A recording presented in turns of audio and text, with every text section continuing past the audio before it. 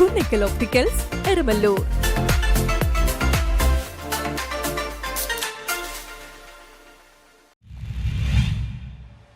ചെല്ലാനം തീരമേഖലയിൽ കടലാക്രമണത്തിന് ശമനമില്ല. ദുരിതത്തിലായി തീരവാസികൾ. ചെല്ലാനം പഞ്ചായത്തിലെ കണ്ണമാലി പുത്തൻതോട് മേഖലകളിൽ കടൽക്ഷോഭം തുടരുന്നു. നിരവധി വീടുകളാണ് വെള്ളത്തിലായത്. ചെറിയ കടവ് പ്രദേശത്താണ് കടലാക്രമണം അതിരൂക്ഷമായി മാറിയത്. ഡിവൈൻ ചാപ്പലിന് സമീപവും ഗ്യാപ് റോഡിലും കടൽ അടിച്ചുകയറി. JCB ഉപയോഗിച്ച് തീർത്ത മണൽവാടകൾ കടലാക്രമണത്തിൽ തകർന്നു. താൽക്കാലിക പ്രതിരോധങ്ങളൊന്നും ഫലപ്രദമാകാത്ത സാഹചര്യമാണുള്ളത്. മടലെല്ലാം എല്ലാ കംപ്ലീറ്റും പൊട്ടിക്കിടക്കണേ, കല്ലും എല്ലാം താഴ്ത്ത് കിടക്കണേ. ഞങ്ങൾക്ക് ബാത്റൂമിൽ പോലും പോകാൻ പറ്റാത്തൊരവസ്ഥയിലാണ് ഞങ്ങൾ കിടക്കുന്നത്. എല്ലാ ദിവസവും പെരടകത്ത് വെള്ളം കയറി കിടക്കും.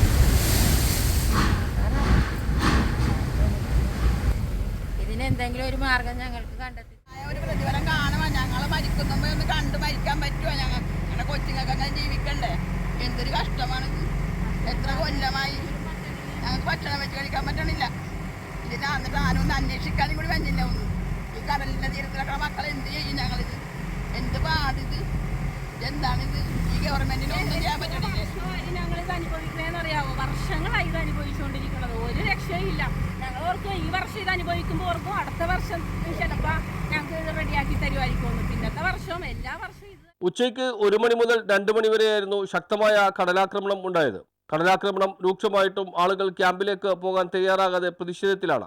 ക്യാമ്പുകളിൽ പോയി കഴിഞ്ഞാൽ ആവശ്യത്തിനുള്ള സംവിധാനങ്ങൾ ഉണ്ടാകില്ലെന്നും ഒരാഴ്ചയോളം വീട്ടിൽ നിന്ന് വിട്ടുനിന്നാൽ പിന്നീട് വീട് ഉപയോഗപ്രദമല്ലാത്ത സാഹചര്യമുണ്ടാകുമെന്നുമാണ് ആളുകൾ പറയുന്നത്. താൽക്കാലിക പ്രതിരോധ പ്രവർത്തനങ്ങളുടെ ഭാഗമായി ജിയോ ബാഗുകൾ സ്ഥാപിച്ചാലേ അല്പമെങ്കിലും ശമനമുണ്ടാവുള്ളൂ. അതേസമയം ഇപ്പോൾ മണൽവാട തീർക്കുന്ന ജോലികളാണ് നടക്കുന്നത്. ഇത് ഫലപ്രദമല്ലെന്നും ടെട്രോപാഡ് നിർമ്മാണം അടിയന്തരമായി ആരംഭിക്കണമെന്നുമാണ് നാട്ടുകാരുടെ ആവശ്യം. കഴിഞ്ഞ ദിവസം 12:30 തുടങ്ങിയ കടൽ കയറ്റം 2:30 വരെ നീണ്ടു നിന്നിരുന്നു. എന്നാൽ വേലിയേറ്റ സമയത്ത് തെക്കൻ കാറ്റ് ശക്തമായാൽ കടൽ അതിരൂക്ഷമാകുമെന്നാണ് പറയുന്നത്. കടൽ ഭിത്തികളെല്ലാം തകർന്ന് കിടക്കുന്ന സാഹചര്യമാണ്. വീടുകളിലേക്ക് വെള്ളം ഇരച്ചു കയറിയതോടെ വീട്ടുപകരണങ്ങളും മറ്റും ഒലിച്ചുപോയ സാഹചര്യമാണ്.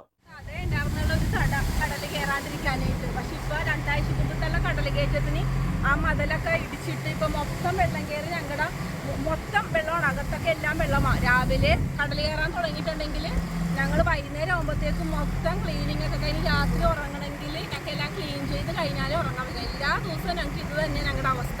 പിന്നെ ഈ ക്യാമ്പിലൊക്കെ ഒന്നും പോയി കിടക്കാനൊന്നും പിള്ളേരൊക്കെ ആയിട്ടൊന്നും ഞങ്ങൾക്ക് പറ്റൂല. എല്ലാവരുമായിട്ടൊക്കെ പോകാനൊക്കെ ഇട്ടൊന്നും പറ്റൂല. അതുകൊണ്ട് ജിയോ ബാഗ് വെച്ച് ഞങ്ങളെ സഹായിച്ചാൽ ഞങ്ങൾക്ക് കുറച്ചെങ്കിലും ഒരു ആശ്വാസം കിട്ടും ഈ കടൽ കയറ്റത്തിന്.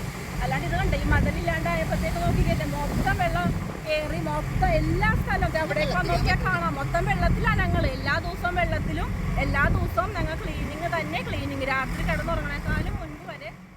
മണൽ നിറഞ്ഞ് പല വീടുകളിലെയും ശുചിമുറികൾ നശിഞ്ഞ അവസ്ഥയാണ്. കണ്ണമാലി, ചെറിയ കടവ്, കാട്ടിപ്പറമ്പ്, കൈതവേലി, മാലാശ്ശേരി എന്നിവിടങ്ങളിലാണ് കയറ്റം രൂക്ഷമായിട്ടുള്ളത്. ടെട്രോപാഡ് കടൽഭിത്തി നിർമ്മിച്ച ചെല്ലാനം ഹാർബർ മുതൽ പുത്തൻതോട് വരെയുള്ള പ്രദേശങ്ങളിൽ കടൽ ശാന്തമാണ്. സൗദി, മാലാശ്ശേരി പ്രദേശങ്ങളിലും കടൽ ശക്തമാണ്. കടൽ വെള്ളം ഇരച്ചു കയറി റോഡ് വരെ എത്തിയത് ഗതാഗതത്തെയും ബാധിച്ചു. ഇരുചക്ര വാഹനങ്ങൾ കടൽ വെള്ളം കയറി തകരാറിലാവുന്ന അവസ്ഥയാണ്.